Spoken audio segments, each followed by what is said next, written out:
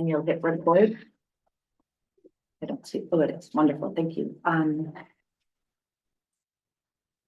Thank you, everybody. I would love to pass this over to Trustee Dalton, please, to begin. Thank you. In a spirit of truth, honor, and respect, I acknowledging ancestral, traditional, and unceded territory of the Coast Simpson people where I live, work, and play. Thank you. And can I call for adoption of the agenda? Trustee Beal, seconded Trustee Dalton. All in favor? Thank you. And then before we begin tonight, I would just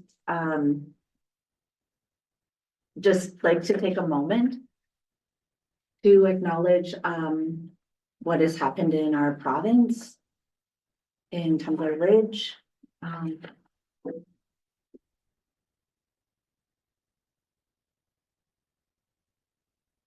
To just allow space and for our,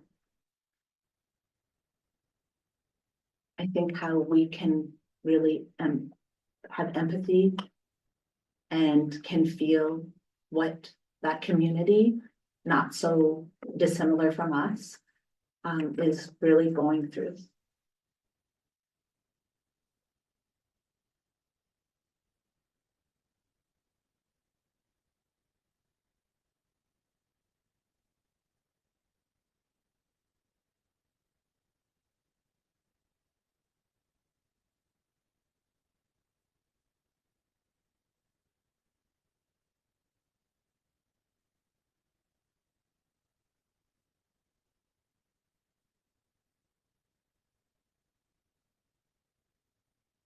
Thank you.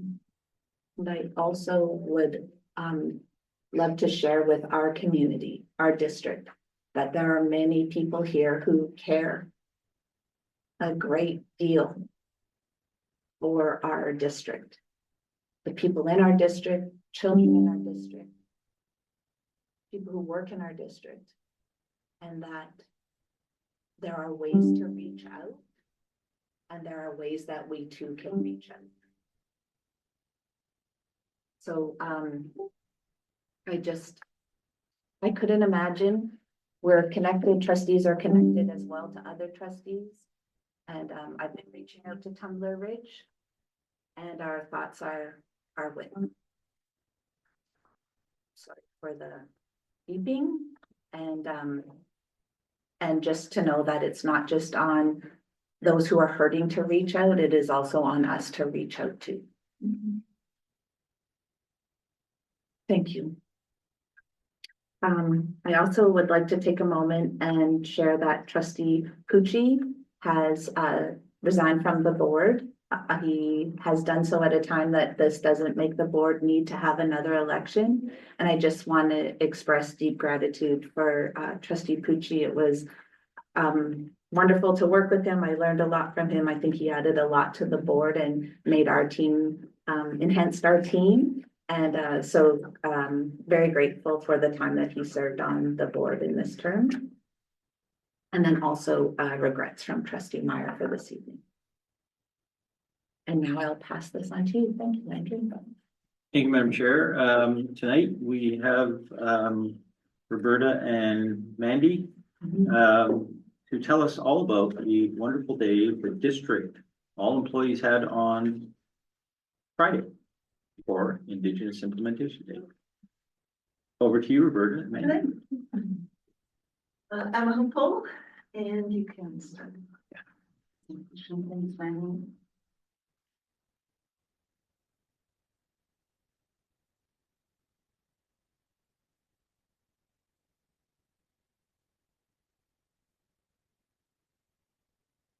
Fingers, the video is working. I'm hopeful. I hope know the fire first cat do what to playing the togu if the water deep tegu the shan at a Talpan near you. My name is Roberta Zertza. My traditional name is Apopomno. I am from Alcala and I live in Prince Rupert, and I'm from Shan ancestry, Director of Instruction and Indigenous Education. Hi, everybody. My name is Mandy Lewis, and I'm working as the family wellness worker here at the Indigenous Education.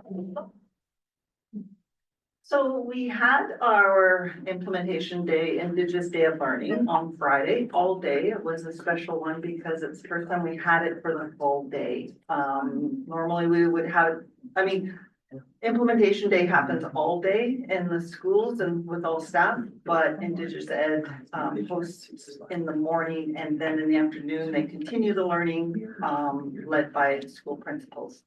This year, we hosted it at Charles Hayes, which was a lovely venue, and thanks to Charles Hayes for supporting and helping out all day. We had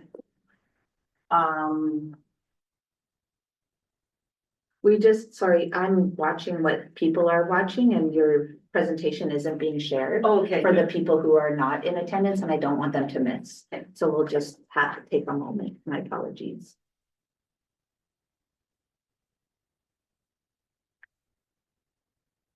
There you go. Yep. And then just share. Wonderful. Beautiful, thank you. Could someone online tell us if they I can can. see the slides? I can. Oh, you can. I'm online. She can. thank you. So the theme was Gilks Neat Nagoch. It means looking back, looking forward.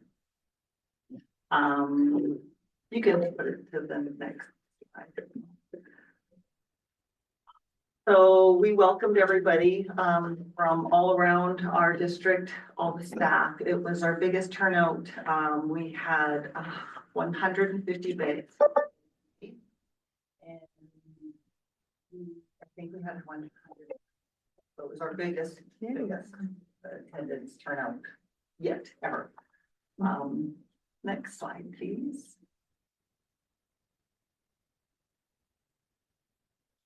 Yeah, so we had many amazing speakers. One of the first ones was Spencer Greening, who came to do an Ignite session. So basically that's just to kind of get everyone fired up and to talk a little bit about the theme and how that weaves into the teachings that we are wanting to share.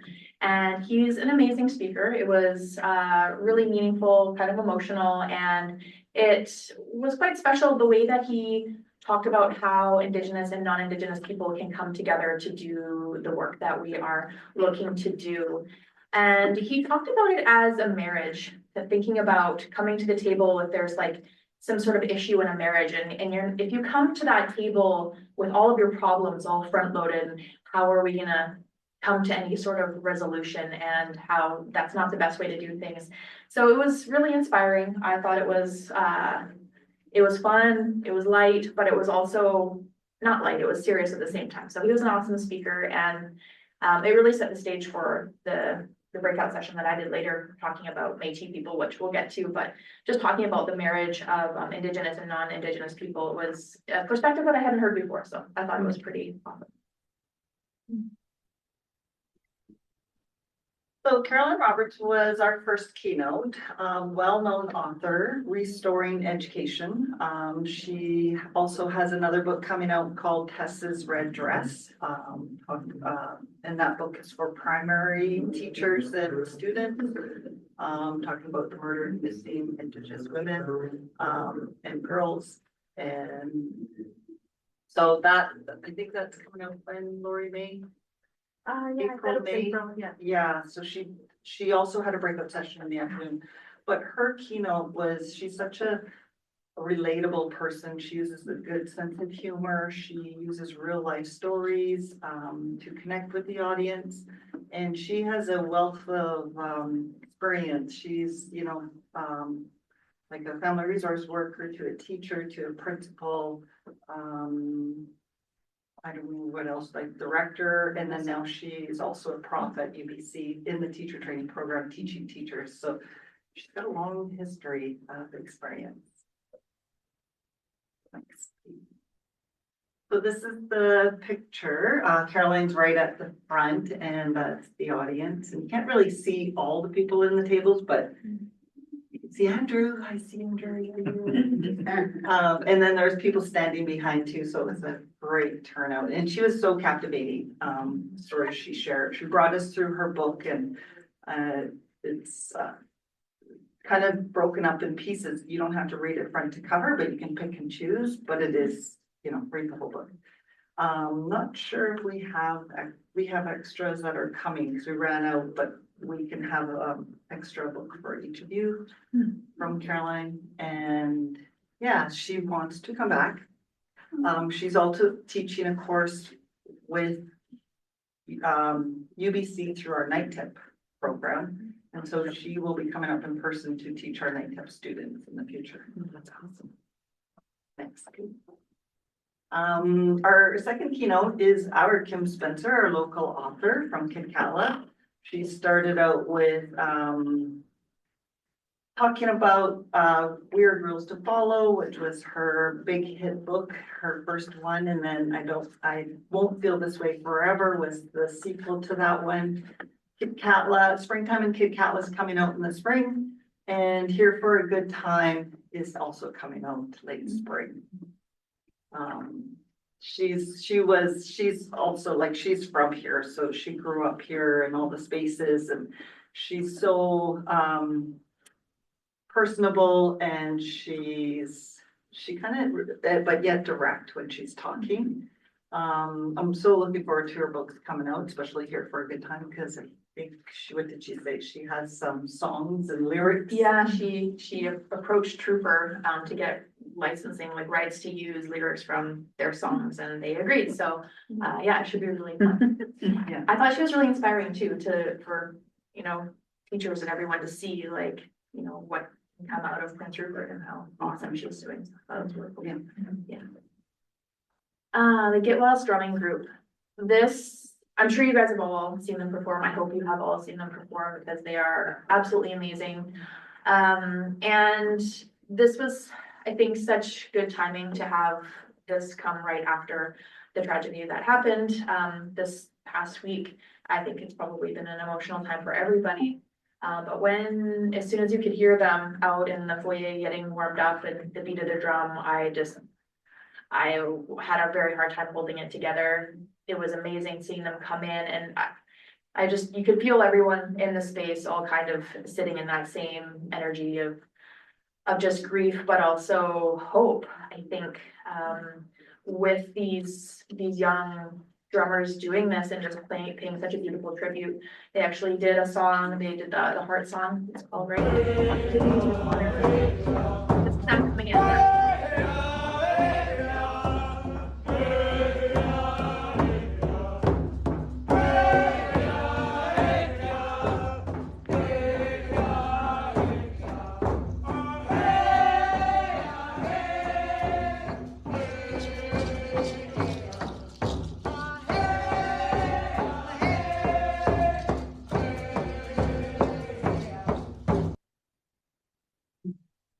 Yeah, so they did several songs, and it was all beautiful, but one of my favorite parts about seeing them is I haven't been back in town for long. I've been back for 3 years and working in the district this is only my second year, but the growth that I've seen in that short time within the group, and some of the students that either weren't even in the group and now are taking on leadership roles, and just the growth that happens within this program, which is a leadership program, and seeing how, they're just all growing as individuals. One of them was kind of called out, like with congratulations, you've been really doing well. And he had a little tear, and I was just like, oh my gosh. So this program is so important and so beautiful. It's so much more than a drum group. Like, as you guys all know, I'm sure this has been years and years of learning from elders and knowledge keepers and amazing people in the district that have been supporting them. So yeah, this is such a good thing. I'm so happy to see it. They were amazing. We're also really amplifying that Get West drumming group leadership. It's more than just drumming. It's about leadership, learning about your language and culture and passing it forward, building capacity for other students to come and take leadership. Different roles in leadership, and so we're looking at giving the credit where it's well deserved, because that is the curriculum, so they'll get that extra external credit towards grad for that too. Well, the best part of the day was the fish. So I'm just kidding, the whole day was great. Christina Layton is the food sovereignty person at Charles Hayes, and she runs a really good program. Students get involved and help out with food preparation, harvesting, preparation, processing, and sharing, and really showcasing our food. So she fed all of everybody, and it was fish bowls. There was a tofu option and a veggie option also, but it was so delicious. And she had 4 student helpers with her for 2 days to prepare and help serve. It was beautiful. It was so good. Okay, so after lunch, we went into our breakout sessions. There were 2 different sessions of about 50 minutes each in the afternoon. We had some amazing presenters. I'm just gonna move a little closer because I forgot my glasses. Yeah, everything from Kelly Clifton and Jeremy and Oliver leading Smollyak video and I what was the name of it? Jeremy and Kelly and Oliver created a Wahtsa film, WAHTSA, and it's kind of like a horror film. It's a short film and it's been winning awards in Vancouver also. So if you haven't seen it, it's on YouTube and it's amazing. A little scary, I screamed. That doesn't take much. Yes, and then we were lucky enough to have Tanis come up to talk about numeracy. And yes, I wasn't able to go to that, so I was presenting at the same time, but I heard it was absolutely amazing. And as Roberta mentioned earlier, Carolyn session about one of her new primary books, Tessa's Red Dress. And we had storytelling on the land, which was also led by Spencer Greening, and so Spencer was the one who did the Ignite speech. And we had for the whole afternoon, so there was art, drawing, and painting led by Kyle and David. And so that was like a double block, basically. They had the whole afternoon. And then for the second session, we had Tina and Laura were talking about their, it's like a Tea with Elders program and sharing how they're doing all of that. We had some more numeracy for older grades.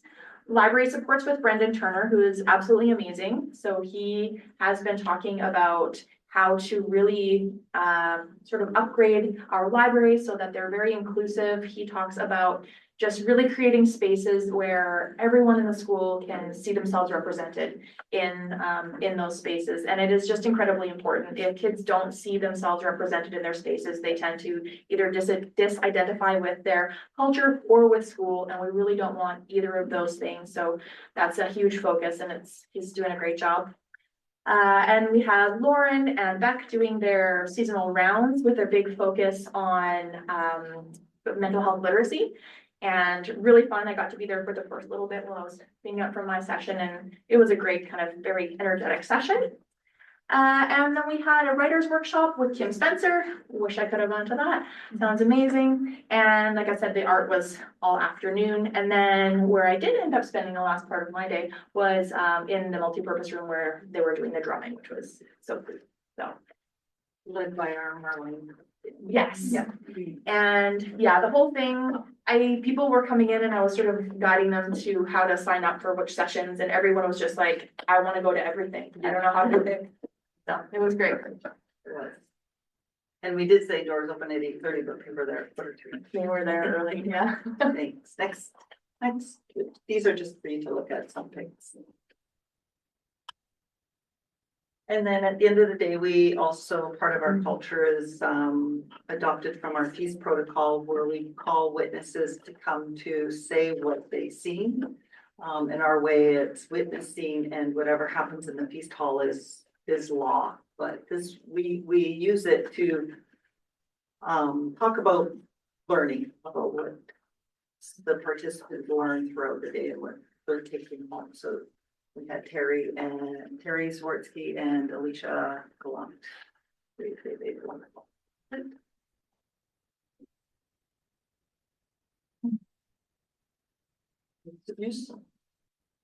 Trustee Horn. Thank you very much for that. Great. Couple of things I'd like to say. You began there with restoring, a fantastic way to encourage people to participate by sharing what they know and listening to what other people know, those two things. And the fact that you then had all these local people of importance have done such storytelling and then included them in it as well.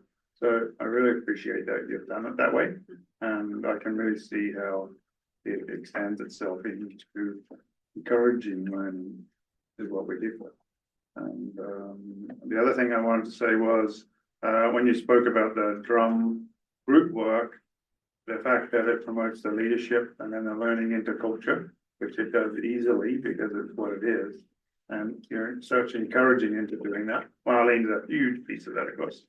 But the fact that you were talking about it and the way you are.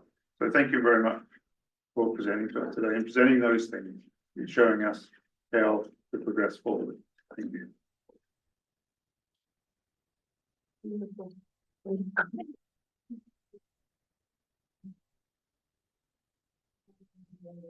I know where you're going. Who's playing, Thank who's you. playing right now, Bert? Nanaimo, which I- is, A knockout game, then my baby's playing for Nanaimo, except he broke his arm on the first day. And we might have to go surgery on Thursday.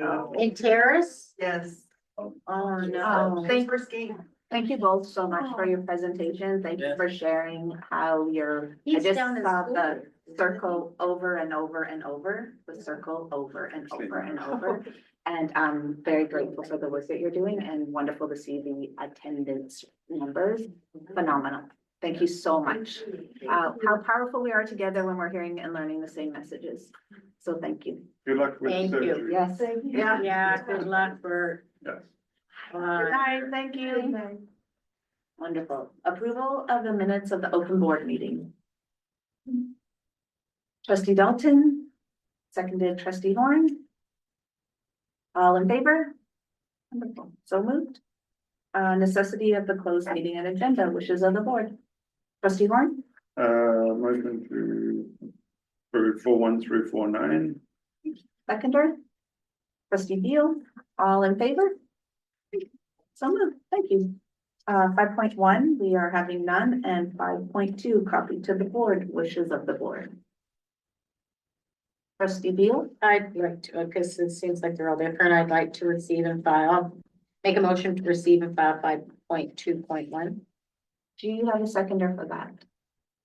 Trustee Horn, would you like to speak? to Not at this time, thank you. Yeah, I'll give it a brief. Thank you. This is information about non-payment of monies to the boards to do the work that they have to do. And it's part of what we're asking for the transformation from the government when they redo their budgeting, planning and how boards are funded. So what I would offer is they're asking for the threshold to be increased Yes, on the SOFI Yeah. to help the not so much reporting done by the Yeah. board. Yeah. Yeah, Yeah. wonderful. so it's just, they've been eating stuff down and this is asking for that to be returned to where it should be. It's, Please. so, sorry, can I just, Sophie report is basically anyone $75,000 more has to be reported on there, so I know it begs the difference of being transparent versus not transparent, so, I can't support it being $100,000 or greater, because I think that, you know, there's transparency that needs to happen, you know, and if that means that everyone that makes $75,000 or more is reported on that line item, then so be it, but. And I would offer that the motion on the floor is to receive and file. So all in favor? So moved. Thank you. 5.2.2. Wishes of the board.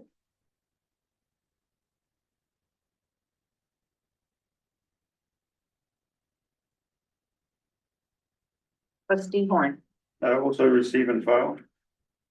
a seconder for that motion. Trustee Beal, do you care to speak to that motion? Yes, as we are one of the school districts is in process of obtaining a building within our school district that does these things. This is the kind of thing that we are trying to do. So in that respect, we thank School District 8 for writing this letter. You can't do No. that. You received and filed it. Yes, I understand, Yeah. but I'm just speaking to it. Oh, right. Yes, I'm not making a motion. Oh, So the motion is to receive and file. All in favor? So moved. Thank you. 5.2.3, trustee Beal. I'd like to make a motion on this one, the Wonderful. Indian school districts. I think it's critical. Especially in participation in the last few months and different parties that I've attended, different venues, I should say, that I've attended. I hear that now it's not just in Charles State that children are going into washrooms and vaping, it's in middle school.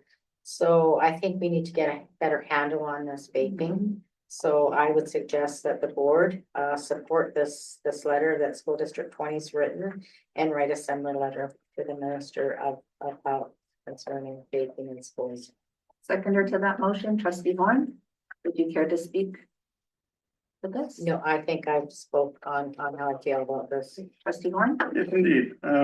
We see it in the struggles that our students have with mental health. This is part of it. This not only makes it more difficult for the students having the ability to use these things, although it be illegal, and within our schools even, right? So I do believe that any chance we get to support a school district that is doing their best to do the best for their students in this way, we should be doing that to help. So thank you. Thank you. Any other, please, trustee Dalton. Just, is there a part where we can prohibit the student from not vaping on the premises? I believe we are. Would you care to speak to that? Right, Please. we already have that in place. Madam Chair, How well does it work? it works most of the time. There are still students Yeah, violating, Okay, yeah, there's still students being caught, sure, okay. Bless on you. grounds and even within the school. Bless you. Thank you. Trustee Beal, but before you speak, I would love to share, I would request in this letter that we're writing, that we put a more emphasis on the actual products that are being made in cherry, pineapple, strawberry, Yes, really youth appealing flavors, and also, what I've read in here as well is, the advertising and the warnings on the package are not like, cigarette warnings. So to put more of a focus maybe on our letter as well, because you can vape beside me and it will smell like strawberry and I might not know it's vape. Please, trustee Beal. I would just like to make a friendly amendment to that motion to include CC the Minister of Education, since number 2.4 is the same letter other than it's being written to the minister. So I would suggest that we make a friendly motion, amendment, so I can receive and file 2.4. They are different letters, just so you know.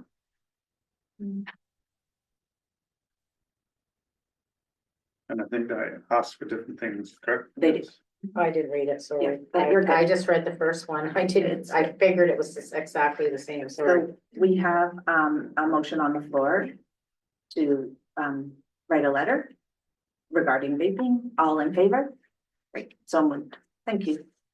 And then 5.2.4. This one speaks more of urging the government to take stronger coordinated action to protect children and youth, expanding funding for prevention and cessation programs targeted at school-age kids, increased fines and enforcement for sales to minors of vaping products, etc. Please, trustee Horn. And I believe the reason that they wrote two letters is because they're aimed at different people with different roles in the government. But this is just as important as the first one. This one speaks more of how we do controls and who to press the button on who does the controls. So I would like to make a motion to also support this letter to the same people it's written to, because of that same fact, and it affects the same students that we had in the first letter. And so our students are affected by both these things. just as much by this one. If we were able to discourage vaping so that people didn't use it, we would be much better off. And so any chance we got to do that is what we should be doing. So if I hear you correctly, you have a motion to write a letter in support of this as well. A seconder to that motion, trustee Dalton. Would anybody care to speak further on this? Wonderful. A motion on the floor, all in favor? Great, so moved. Thank you. Superintendent of Schools report. Thank you, Madam Chair. I have a sore arm already from writing letters. We know who it is. Field trips, 6.1.1. Madam Chair and trustees, in front of you are the field trips that are taking place before this meeting, after, and far after this meeting. Any questions? Please, trustee Horn.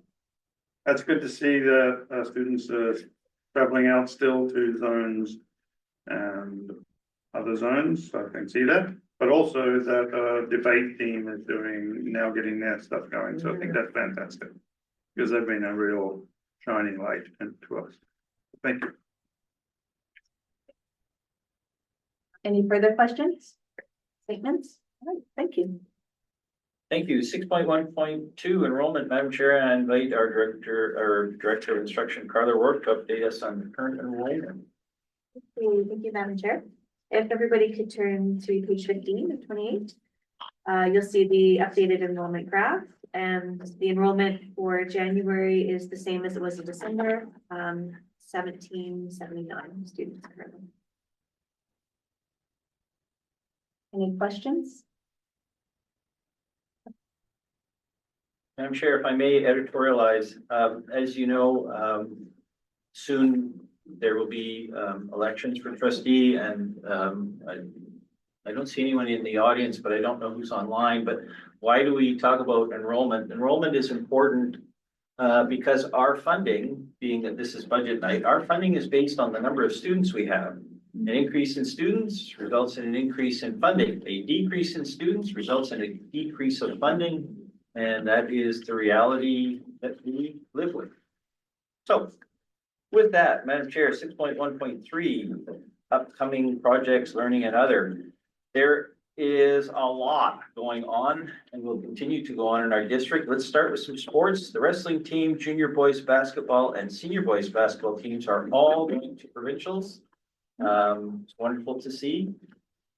The boys wrestling team won a banner, and Colton Gilbert won most inspirational wrestler. So congratulations, Colton. That's quite an achievement. Yay.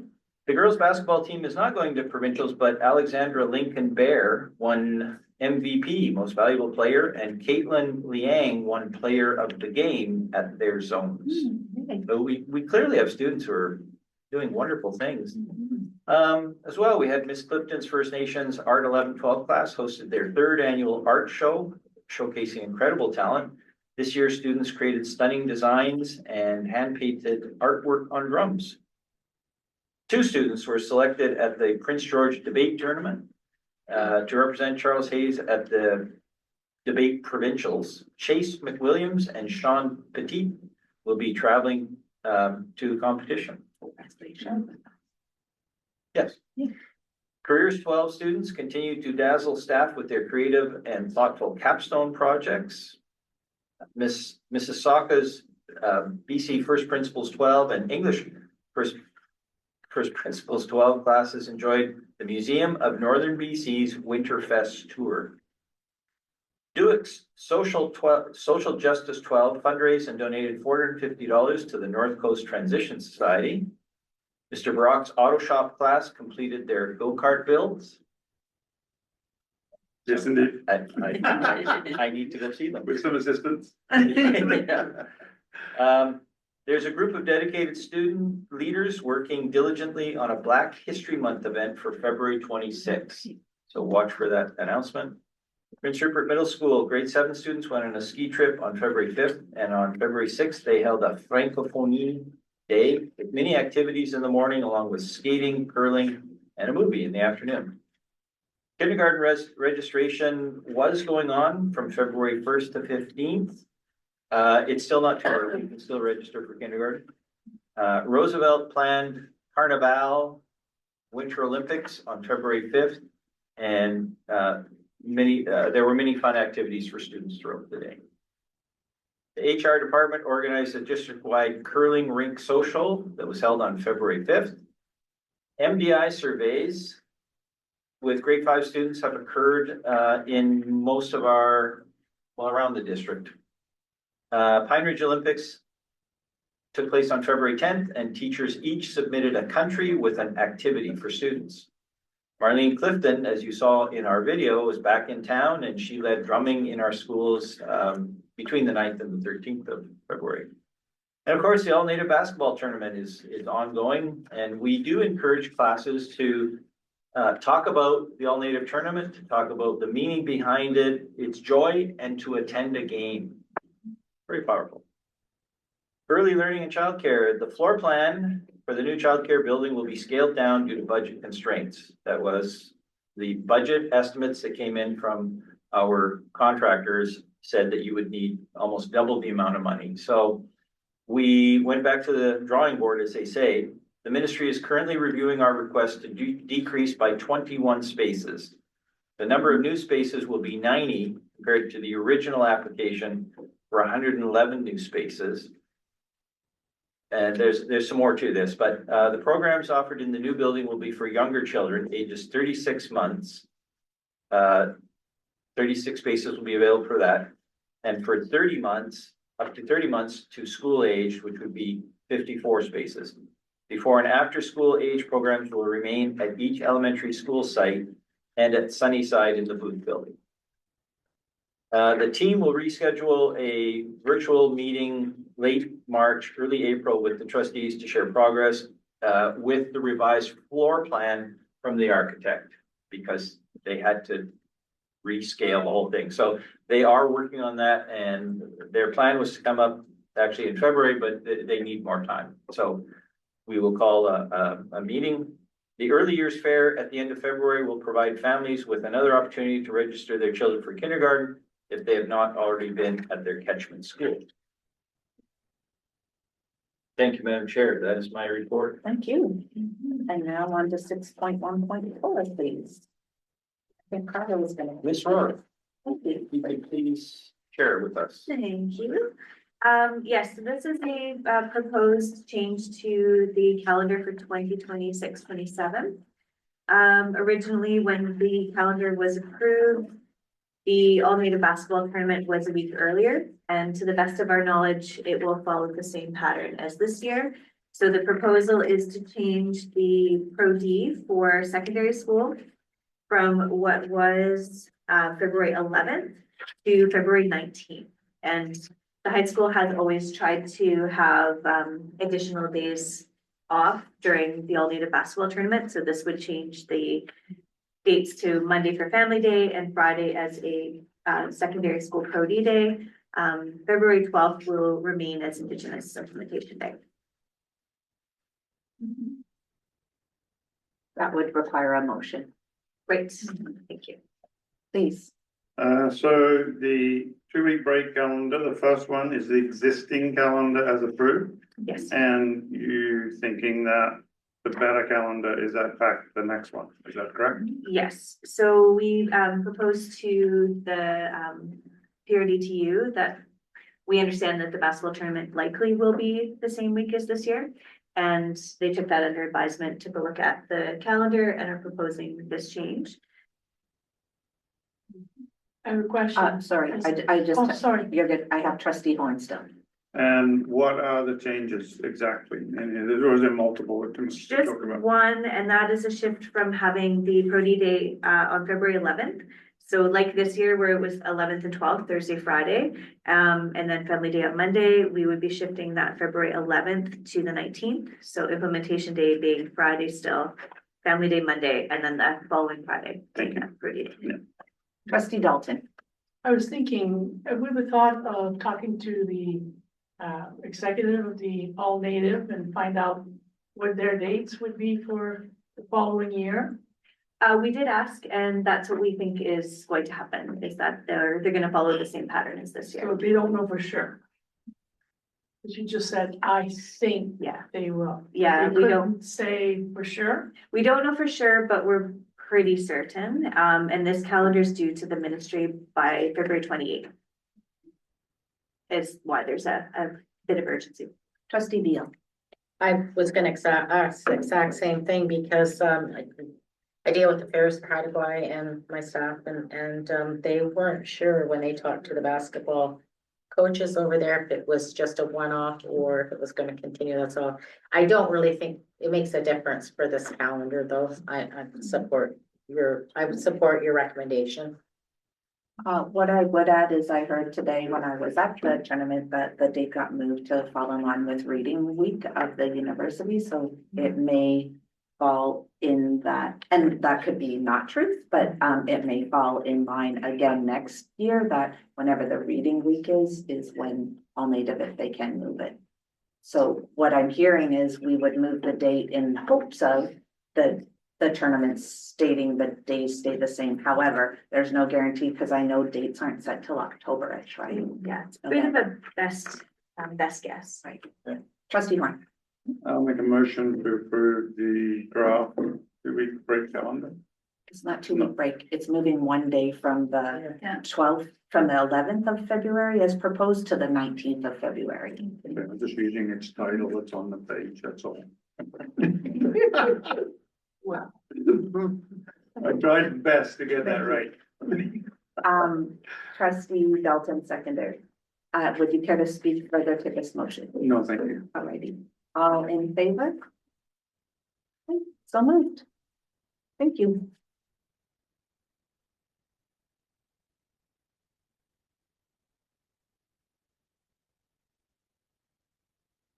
That concludes my report, Madam Chair. Thank you. Please, Secretary Treasurer report. The dean. Thank you, Madam Chair. Under point 7.1, the statement of operations, at the end of January 2026. Well, tonight is budget night, so I will do a quick summary. On page 18, you will find the statement of operations. Total revenues at the end of January were 14.3 million compared to the 14.4 million, which is a decrease in revenues of $126,000. The main reason of that decrease is because we have not received and we will not receive what they call Jordan's Principle grant. So we have recognized that revenue loss. And in the case of expenses, total expenses at the end of January were 14.8 million compared to 15 million. Therefore, we have a positive variance of $128,000 at the end of the period. Main reasons of this positive variance are coming from employee benefits, $85,000, and services and supplies, $41,000. Those are basically the assumptions that we're using during preliminary budget were higher than the expectation.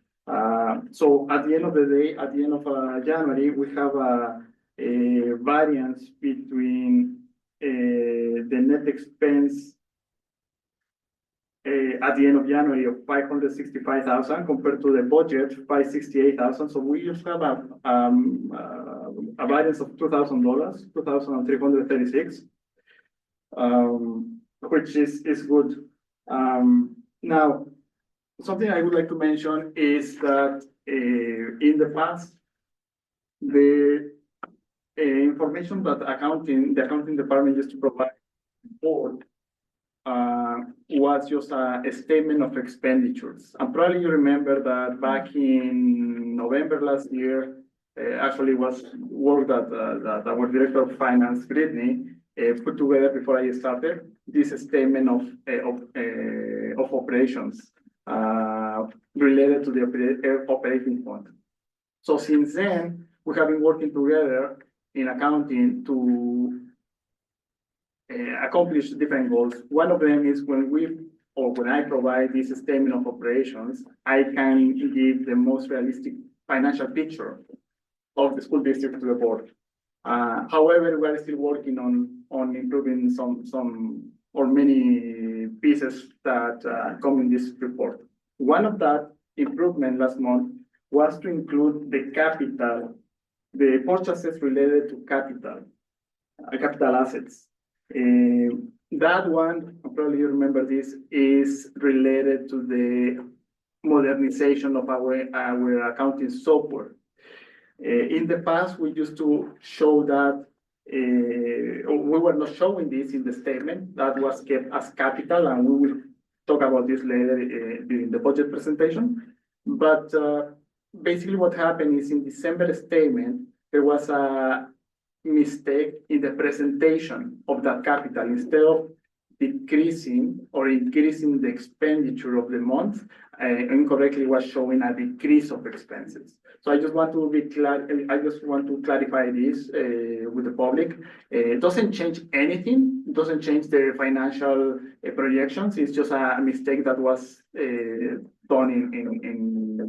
in the December statement. So having said that, in this statement at the end of January, that issue has been corrected. So at the end of the period, at the end of January, we have a deficit of 845,274 compared to the 847,610 included in budget. Again, the variance is just $2,000, which is good. So I will stop here and see if there is any question from the trustee. Trustee Horn? Thank you, Enrique.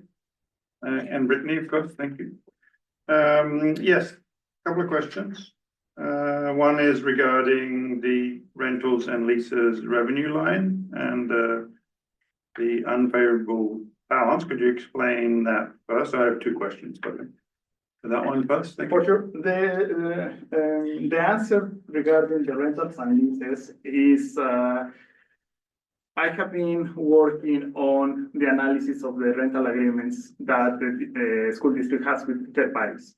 My idea was to, by this time, moment in time, to have reviewed all of them. Unfortunately, with all the different projects that we have, I have not been able to do so. So there is one, please, thank you, that I have not been able to go through. And what we did is we hold issuing the invoices for that reason. So that's the reason we have a negative variance. We discussed this in the Finance and Building Committee. So this issue will be addressed next month. So, Can you report to us that it has completed when it happens? yes, what we discussed in the Finance and Building Committee is that we are going to, we have so many other tasks in accounting right now that are materially significant compared to this one. So what we're going to do is we will continue with the current lease agreement and issue the invoices. And my suggestion is that in the future, the team goes and analyze this kind of lease agreements. Thank you. And then my second question, Mayor, yes, regards the interest income, which had a favorable variant, and what happened there? Madam Chair, Trustee Horn, this is a good news. Is we are having 25,000, or we have generated $25,000 more than expected. The reason is the projection that we used in the preliminary budget was assuming a lower amount in cash at the end of January. However, it was the other way, which is good. Thank you. Any further questions? Please. Okay, thank you. So let's go to point 7.2, 25, 26. I mean, the annual budget. So please tell me what the presentation. Thank you. So I would like to start by saying that tonight we have our Director of Finance, Luis Villarisimo, who is going to help me with this presentation.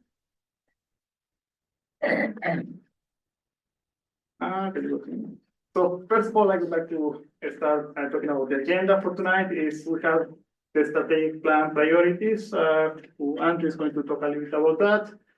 Budget timelines, funds categories, 2025-26 fund summary, enrollment, accumulated surplus, budget assumptions, 25-26 amended budget comparison, the special purpose funds, and capital. Oh.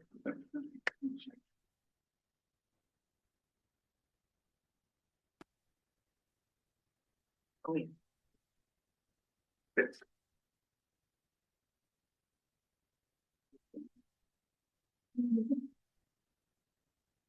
Under. Yes. Right, so as part of the amended budget and this, it's not just the numbers, it's explaining what's behind the numbers. And of course, the strategic plan is now in its final year, 2026, so a new one, we'll need to start talking about a new one, but our priorities are, of course, equity is number one, and this is delineated to us and the staff through literacy, which is, we need all of our students to read at least by grade 3. And our completion rates, we do need to commit that our 5-year graduation rate for Indigenous students needs to rise. Truth and reconciliation, it's not just one person's job, it's everyone's job, as we say, from the bus driver, the custodian, from the executive assistant. And our job is to strengthen our commitment to truth and reconciliation. And of course, mental health literacy is of utmost importance, and it probably needs no explanation. And of course, what you don't see in this is our slide is missing numeracy. So the 4 pillars are literacy, numeracy, truth and reconciliation, and mental health literacy. Enrique. Thank you. Thank you. So this is the budget timeline slide that you're very, very familiar with, so I'm not going to go over it in detail. But just a couple of reminders. So the top portion is the timeline for the current year, 25-26 amended budget. And the bottom portion is a timeline for next year's 26-27 preliminary budget. So today we're going over the 25-26 amended budget, which is the top portion. The amended budget is where we are quantifying the changes that have occurred since we put our preliminary budget together last spring. And at this meeting tonight, our intention is to do the 3 readings of the bylaw. Thank you.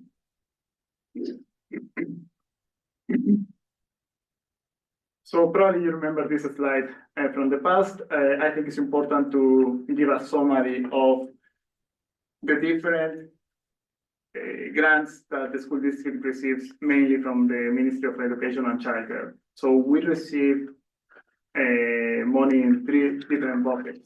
Operating funds that covers expenses related to instruction, school and district administration, operations, maintenance, and transportation. It's basically all the salaries, utilities, benefits, and services and supplies that we were looking at the statement for example, at the end of January. So that statement that I was referring to is basically, again, operating funds. Now we have other 2 funds. The special purpose funds that are provided by a third party for the sole purpose to carry out a function or activity, for example, the school generated funds, the scholarships, ministry designated activities, and others.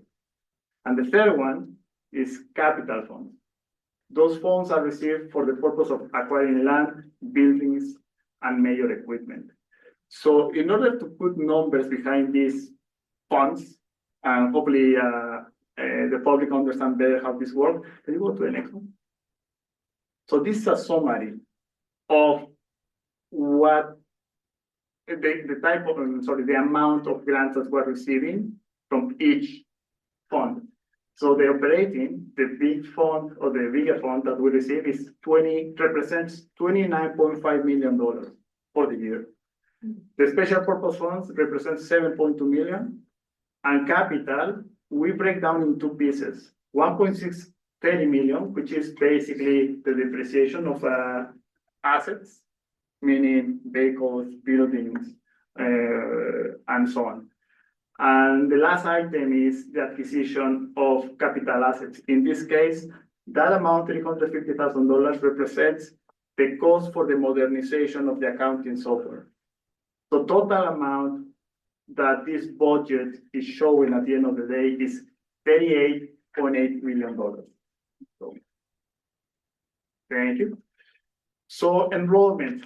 So before going again, talking about budget and try to give some perspective, some context to the public, I wanted to include this information for you, just to understand where we are in enrollment. And I know that we have been talking about this in pretty much every month, but I would like to put this slide in front of you. 2020, enrollment was in September, in September. I would say this is not exactly the 1701. I'm just presenting this to give some context. It's not maybe the official 1701, but it's similar to. So the 1,962 students. Last September, we're showing around 1,784, which represents a drop in enrollment of almost 10%. That means that we are basically not receiving millions of dollars. Why? Because the enrollment is decreasing. And I also love that graph that gives you the breakdown by month. So again, you can see, forget about the numbers, it's pretty clear how the enrollment has been decreasing. And unfortunately, I don't think we can, I don't know what we can do to improve our enrollment or bring more students to our school district, but that is the reality. So we need to work based on this reality. Can you move to them? Okay. And this information is, I also think it's important to share with the public. This is the enrollment, the breakdown of enrollment for September, last September. And we can see total students, according to this information, is 1,784. Okay, again, this is not the 1701 of the final enrollment at the end of September 30th, but similar to it. And we can see the number of students that each school is having. And as you can see, it's also important to mention that 62% of our current enrollment is indigenous students, which when I'm talking about this $38 million that we're receiving from the government and others, we need to understand and keep in our minds that 62% of that $38 million goes to our students, indigenous students. So I just wanted to share this with you. And can we move to the next one, please?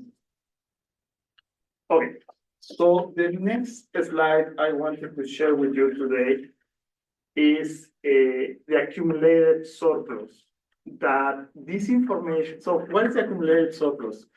It's technically the resources that the school district has at the end of a period. In a for-profit organization, basically, it's your net capital, the money that you may have in your bank account, right? In public education, doesn't work like that, really. What this info, first of all, this information is included as a note 18 in our audited financial statements at the end of June 2025. And the accumulated surplus at the end of last year was $7.9 million. Then we need to be careful with this information because sometimes could be misunderstood. And you may believe, oh, it means that the school district has $7.9 million sitting in a bank account. No, that doesn't mean. In public sector is different. I have been also learning about that, by the way. So that is, that note breaks down the surplus in 3 categories. So the most important one I would like to mention is the capital fund accumulated surplus. And it's hopefully clearly stating that $5.6 million out of the 7.9 are investments in capital assets, meaning that is the value of, again, capital assets, meaning vehicles, maybe buildings, furniture, that are expected to be depreciated over the next 20 years. And the value of those assets are 5.6 million. Doesn't mean that the school district has, somehow almost $6 million you're sitting in a bank account. No, that doesn't mean that. So besides that 5.6 million, we also have total operating fund accumulated surplus of 2.2 million. Now that 2.2 million is broken down in two pieces. The one that I want to just highlight is the unrestricted operating surplus, which is 1.9 million. That is actually the money that is unrestricted that the school district can use for, as in this case for this year, is to use to balance the budget, because we know that we are having so many budget pressure, financial pressures in the school district. So that money, that surplus, help us to balance our budget. So I will move to the next slide. Thank you. So now I'm going to start talking about the assumptions for the amended budget that we are going to be discussing tonight. First of all, no salary increases included as a result of union negotiations. No salary increases as a result of union negotiations included. It is expected that any increase approved will be funded by the Ministry of Education and Childcare. The classification on accounting software modernization from services and supplies to capital, $350,000. I will talk about this later on. No purchase of facilities vehicle for $60,000. Continuous review of operating expenses, vendor invoices, and so on. Maximize the use of special purpose funds when possible. So this is, in a nutshell, the main assumptions that we use in when preparing this budget. Next, please. Thank you. Well, hopefully you can see the details of the statement. Again, there are so many pieces here, but I would like to highlight some of the most important ones. So first of all, I would like to mention that after we reported our enrollment at the end of September to the ministry, we ended up having 15 students more than the expected. It means what it represents is basically the first two rows that we can see on the revenue. So around $248,000 is what those 15 students represents. There are different minutiae that I will not go over tonight, but that is the big picture, how you can understand. It's 15 students higher than the preliminary budget, and that is the revenue that the school district will receive in addition to what we thought in the preliminary budget. Sorry, in the preliminary budget. The second item I would like to talk about is the other revenue. The other revenue, we are expecting to receive almost $500,000 less than what we expected in the preliminary budget. One of that is money that we are not going to receive, and it's coming from Jordan's principal that represents around $350,000. That is actually cash money that we are not going to receive, and we are adjusting this budget accordingly. The second piece is, sorry, I said that cash that we were not going to receive. The second piece is actually not cash. It's more something that we are trying, I believe, are improving internally, and it's something called GST. Just to try to keep it simple, is school districts cannot claim 100% of the GST, which is normally what happens in organizations out of the school district. School districts can claim just 68% of the GST. Historically, here we were reporting 100% expenses plus GST, okay, and then so we can say we were overstating our expenses, but then the GST that we used to claim from the CRA, we used to receive it, and at that time were recognized as other revenue. So you were overstated, or we were overstating expenses and also revenues. With the modernization of our accounting software, we have been working on different pieces of the information, reports, and so on. And I'm happy to report, probably nobody really understands this, but I'm happy to report that that has been fixed by now. And now we are going to decrease our expenses in that portion and decrease our revenues. So basically, when you see the statement, it's going to be, the financial picture is going to be even more accurate, I would say. The impact is $175,000 out of a budget of 38 million, right? So just to give things into perspective, but I think it's important as an accountant, really, we need to be taking care of those kind of things.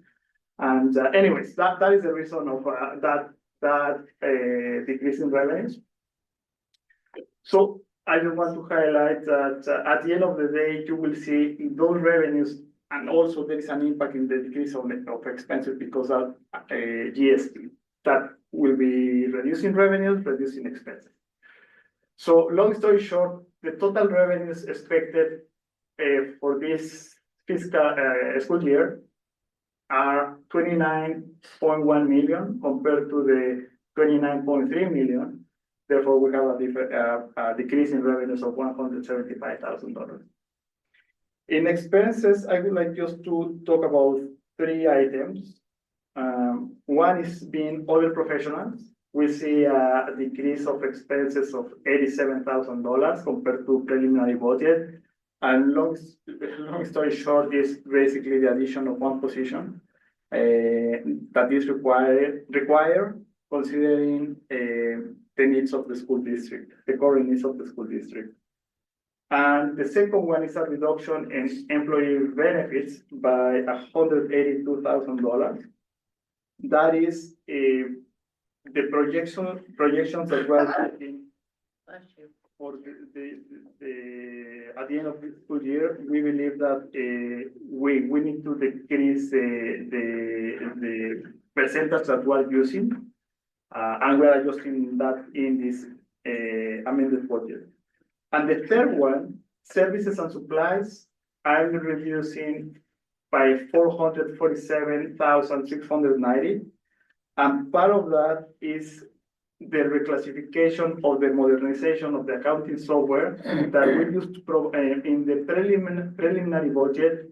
We included that amount under services and supplies. The proper way to report that investment is on the capital asset purchases. So it's just a switch between from services and supplies to capital asset purchases.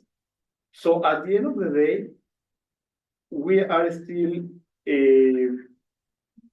targeting a total deficit for this year of $744,961, which is the same amount that was included in budget.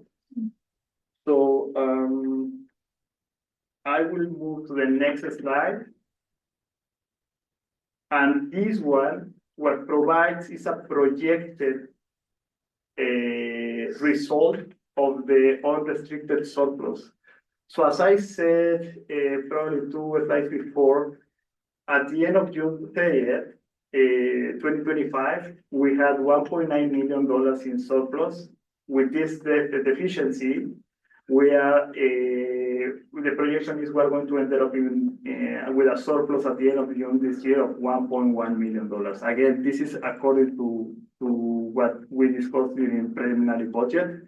So let's move to the next one, please. No, great. Okay. So, up until this point, we were talking about the operating funds. And now we're going to switch over to the special purpose funds. So as Enrique mentioned earlier, special purpose funding is provided by third parties for the sole purpose to carry out a function or activity. Some of the examples of this are school generated funds, scholarships, and ministry design activities. So in other words, third parties are giving us funding, but they're telling us how it has to be used. So this slide gives a list of the various special purpose funds and the funding we are receiving. It shows the preliminary budget, the amended budget, and the change between the two. And I'm just gonna highlight a few of the main changes. So you can see here that the most significant change is an increase of 219,000 in our funding received from the ministry for our classroom enhancement fund. We also received an additional 42,000 from the ministry for our national school food program. And the row under that is our Erase PSSG special purpose funds. And on this slide, it shows a decrease of 30,000. However, this isn't actually a decrease in the amount of available funds in this program. It's just showing that we're receiving 50,000 in the current year, so we still have 28,000 carried forward that is available. A few rows below that is our before and after school care special purpose funds. So in the preliminary budget for that, we included 1 school, and in our amended budget, we included the 2 schools. So the increase of 14,000 is just due to looking at our actuals year to date and estimating the expected funding we will receive for the year. And then on the bottom of this slide, you'll see that we separated out the reaching home funding of 149,000. The reason for this is because this funding was actually received in the prior year, 24-25, but it's to be used in the current year, 25-26. So we included this funding in the top portion of the slide for comparison purposes. However, we separated out on the bottom to show that this total of 6.352 million agrees to the total revenue included in Schedule 3A of the amended budget. Next slide. And then moving on to our last fund, it's our capital fund. So as Enrique mentioned earlier, this isn't capital budget in the way that you would typically think of a capital budget. For example, it doesn't include the replacement middle school project or any of our other capital projects. What this is mainly about is booking depreciation on the assets repurchased. So mainly it's just an accounting entry that has no impact on our true surplus. The net expense shown here is actually drawn from money we put aside for capital equipment and vehicle purchases in prior years. So this money is held in a capital equity account to cover future depreciation. Again, the surplus or deficits shown here have no impact on our true reserve. It's strictly an accounting entry. We did want to point out here though, as Enrique mentioned earlier, there was a change on this compared to preliminary. So we are including the 350,000 transferred to local capital for the purchase of our ERP accounting system modernization. Thank you. So I would like to open the floor for any questions from the trustees. Go ahead, James. I want to give you guys some opportunity. A couple of questions. Sure. First one. The reason to do all 3 readings of the amended annual budget bylaw today, and why are we doing it that way and not in multiple meetings? I think it's, I can tell you from my side is, I don't know, I don't remember what has been the history in this school district. I believe that has been the way to do it. Personally, I wanted to do it in a different way, but again, there are so many things that we're dealing on a daily basis. I can tell you, Friday, I sent the final report at midnight, and I didn't do it because I wanted. I didn't do it because it was my obligation to send it as soon as possible. But the main point is there are so many projects that we're trying to deal with at the same time, and the resources are limited. I need to say that. Thank you. Trustee Beal? Just for clarity, because I've done many budgets in my past life, amended budget can be amended 10 times, 15 times, 20 times. We can continue to amend this budget. No disrespect, but this budget's always been amended. And we, at this time of year, we've done that through past history. I feel comfortable with what you presented, and I know if there's going to be changes, we've got changes to amend the budget again prior to us making the final cut to the province. And I would like to add as well that based on my experience working for the school district, has been really pulling teeth to get some information from the system. I do believe that the modernized version is helping us a lot to get information, and we can ratify that. But now takes time to put together different information that we need to put together in order to produce the budget. Because at the end of the day, budget is a budget, but I think it's important to be clear with assumptions, what is the total amount that is involved, and many other things, but again, I think it's an area that for sure can be improved. But also I need to be realistic, and I think you know the situation with the resources. But yeah, I think it would be great if we can change the dynamic. Right now, I would say with the resources that we have, is pretty hard. So thank you for that explanation, and thank you, trustee Beal, for assisting with the explanation. My second question. Oh, Just no, we have wait. Brittany, Yeah. please. I'm just gonna add my 2 cents too. Just in terms of the amended budget, typically too, in my opinion anyways, for the amended budget, we try not to make any significant changes. It's basically just looking at our actuals and forecasting out for the rest of the year. So yeah, minimal impact is what we're aiming for. Thank you. Trustee Horn? And the other one is the accounting software. Change, you've made changes. I see the way we've accounted for it. That amount is one time, or is it an ongoing amount? So basically, what it means is historically, the expenses recognized in the accounting software, the expenses that attract GST. So payroll doesn't attract GST, benefits doesn't, right? So it's more like services and supplies, capital, minor capital, AFU, like, special purpose funds and all that. So every time the school district used to recognize those expenses, used to be recognized the expense plus 100% GST. So that is where I was saying that the expenses were overstated, right? And then the revenue, when we, I'm sorry, I'm gonna stop you. Yeah, I yeah. apologize. no, I'm gonna stop you because I think you missed my question. And that is the actual cost of the accounting software, right? Is that a one-time fee? Sorry? yeah. See where I went there? Or is it ongoing in some way, right? Sorry, That's what I meant, sorry. Totally misunderstood. Yes, yes, thank you, No, it's just one time, thank you. so. Just one time, thank you. That's it for me, yeah. Any further questions? Please, Just trustee Beal. quickly, don't we still have to pay a license, like Annual fee. yeah, Maintenance fee. okay, thanks. Maintenance fee, yeah. But the actual purchase Yeah. cost is Yeah, that, yeah. right? Yeah. And also for clarity, we need to have a motion to have all 3 readings. Yes, Yes, thank I you. was going to do that right now. Are we ready for that? Just wanted to bring it to attention if there's any more questions regarding the amended budget. Wait, not seeing any. I'd like to make a motion that we do all 3 readings, pass it and adopt it at this meeting on February Seconded. 17th. Trustee Horn, all in favor?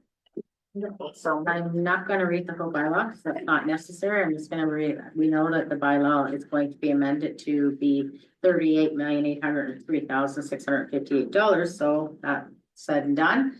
This is a bylaw of the Board of Education, School District number 52, Prince Rupert, called the board to adopt the amended annual budget of the board, the fiscal year of 2025, 2026 pursuant to section 113 of the School Act, RSBC 1996 C412, as amended from time to time, called the Act.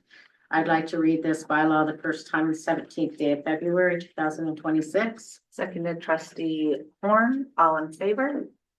Thank you. I'd like to read it a second time, the 17th day of February, 2026. Seconded trustee Horn, all in favor?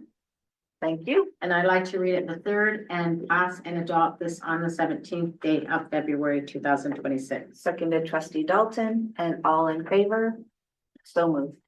Thank you.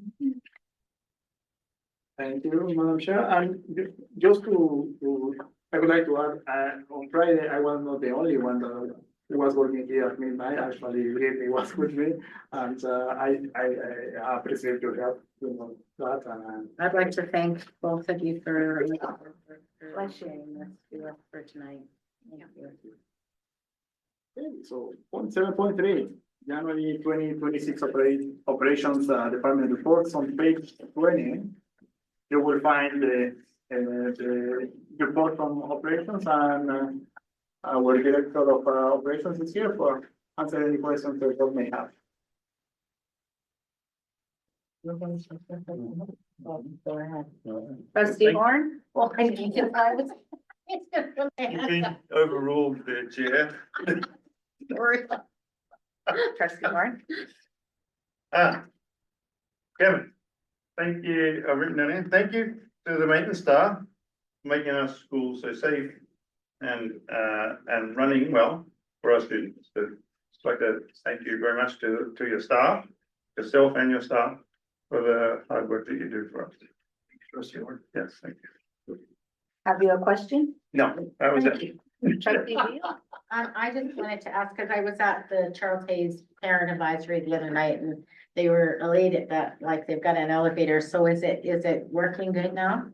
Also like the control of the heat and like I sure got a really warm feeling from the staff and the parents there the other night saying that, like they're here like really early before we get in to make sure the room's warm or cool or whatever they have to be. And we sure appreciate the staff. And so that makes you feel good when you know that like you're on a board that you've got staff that really care about the kids and so after the event last week, I really started to appreciate the fact that we have such a connection in our school board and I hope it stays that way. And I just like you to know that we really appreciate everything you guys do. But I was concerned that, I'm gonna go into that meeting, everyone's gonna say that elevator's still not working, blah, blah, blah. But they were all elated that everything's peachy keen and heat's good and it's all good in the school. But I know you look after your staff too, Kevin. So thank you. Thank you. Thank you. Any questions for Mr. McElroy? Not seeing any. Thank you very much for your report. Oh, but I do have one more. I forgot, please. sorry. It's about electric buses. What's your thoughts on electric buses to get them in, like, that we could, We're not gonna do that tonight. I just want to ask a question about it though, like, It's not are in we? the report, so that could be something that we could Okay, definitely. I'll speak ask at a when it's in working the report. session. Thank you. Wonderful. Is that complete? Wonderful. Thank you so much for what you do. And I just want to take a note because I hear how much you're doing for our district and how you extend yourself. And so please take time for yourself as well. Thank you. Please. On the last point, 7.4, on page 21, you find the information technology department reports, and I will open the floor for the topic in case they have any questions. Trustee Horn. Trustee Horn. Thank you. I'd like to say Manny's here with us tonight. I'd like to say thank you to your department, Manny, for the work that you do as well. And it's not just the IT department, even though they're the guys and Kevin's put out his report, IT's put out their report, but all of our departments actually help us in all those ways. Finance department's been reporting to us tonight, and all of the staff who don't get the kudos that they should are working hard for our students all the time. But thank you for specifically on keeping our tech running so that the students can get whatever they need. Thank you very much to your department, Manny. That's it for my question. Thank you, and I'd like to invite and introduce our CRO to the meeting. Our corporate recognition officer was the title I was told of at a last meeting. So, hey, I love it. Thank Wow. you. Apparently. The corporate recognition officer. Any questions tonight? Wonderful. Thank you so much. Madam Chair, Please. I'm done with my report. Wonderful. Thank you. Thank you. And now we can move on to committees, finance and building, trustee Beal. I have nothing other than what we've discussed. Wonderful. Framework for enhanced student learning, trustee Horn. I didn't meet since the last meeting, Wonderful. Thanks. Provincial council, trustee Horn. coming up later this week, Wonderful. I believe Thursday, I think, And you're meeting virtually, yes? virtually, yes. Wonderful. Thank you. And policy committee, trustee Meyer has sent her regrets So I would not be making these motions tonight if you can. I can make the motions and you can talk to them. Beautiful. I'd like to make the motion that we adopt the policy 7220 purchasing and tendering policy. Seconded, trustee Horn. And is there any questions on the Madam Chair? Any questions? I do have one. Please. Do we get any feedback on this policy? I mean, it's our policy, but from staff would have vetted this, so. I don't believe we put this out to staff. No, just, okay, It's okay, internal. okay, all right, Yeah. thank you. Wonderful. So the motion on the floor to approve Yes. and all in favor or flavor? Like, Wonderful. So, thank you. And then, if I could just speak to 8.4.3.1, 6315 delegation to the. I'd like to do a Please. point of order. Sure. I'll read the policies and then you can speak to them, okay? I can't hear you, Janet. Sorry, I'll read the policy, then she can speak to it. Thank you. I'll step by step on each one. So I would like to make a motion to approve, policies 8.4.3. No, could I stop you? The 6.3. Oh, sorry, pardon me. Sorry, I apologize. Policy 6315, delegation to the superintendent's policy. Yeah, can I speak to that? Of course. Wonderful. So, after reading this policy, we found it really states just what is covered in the role of the superintendent, and that this wasn't necessary to be a policy, as it was already outlined in, the role of the superintendent. So the committee wanted to bring it forward to the board to, because we have many policies, and we see that more and more boards are streamlining policy. And so to actually, the request of the committee is to take this right out of being a policy. Please discuss. Trustee Horn. I was gonna second that motion, make the thing. Do I need to do that first before speaking? We don't have a motion. Didn't you not make? I did make a motion. Right, Yes, I did. And so there is a I thought motion you on the, seconded. well, I was going to, but. I So didn't I'll get just that far. pause you. The committee isn't asking for an approval understand. of this No, motion. no, I sorry, understand. these are going for review. And that's also I not what the understand. committee's Okay. asking of this I understand, policy. so I just want to get a Okay. clarification on what And I then was that gonna, shouldn't be on there. sorry, It is because yeah, It's So not if- going out for review. right, if I could just pull us Okay. back. Okay, pull us two back. steps. Wonderful. So if you look at the meeting minutes, the committee has stated the request is that they wanted to bring to this tonight was to look at deleting policy 6315 as it is already included in the role of the superintendent. Okay, And so this will be brought to the board meeting for a request for a motion of deletion. Okay, That that is is- what the request is. okay. I got you. So what is the request then? To delete the policy? Yeah. But it's not supposed to be here is what I'm saying. It needs to be more clear for the board, not in minutes, but in the actual. In the actual. Whatever, it is agenda. what it is. No, well, it is, but Yeah. there's clarity around things. Okay, so it's gonna be deleted. I'd like to make a motion that policy 6315 be deleted. Before we do that, do we need You to can- remove the prior motion or not? I haven't, no, because I didn't get a seconder, so the motion. So we'll just pause. No, As I saw it, nobody seconded the motion. So there is no motion on the floor. okay, So we'll begin from a new. yeah, thank And you. that's what I'm Thank you very saying. much. I will make a motion to delete 6315, delegation to the superintendent policy. A seconder for that motion? Trustee Horn, Yes, thank you. And I've spoken to that, and so I would love to have conversation of the board. thank you. Would you care to You speak wanna to go? So that? Good. I already know the policy doesn't need to be there. Understand. Please, trustee Horn. So at the policy committee meeting where we decided to delete this policy was, what was the, what do you call it? The Rationale? rationale behind this decision, yes. Wonderful. So the rationale was we were looking at the extent of our policies. We were curious if this indeed is policy. Or is this actually a role of the superintendent that shouldn't be covered in quote a policy at all?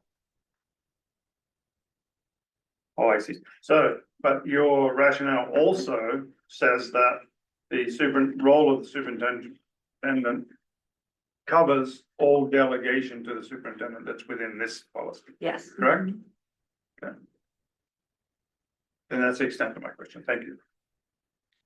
Just to follow Please. up on that, the one thing that the board must be aware of is the superintendent follows the school district act too, right? So we're protected. We don't really require a policy. We're protected under the school district act when it comes to the superintendent, and that's where we go for our direction, and he goes for his, like it's laid out. So I didn't even know we actually had this policy. I mean, it was probably buried in the sand, so.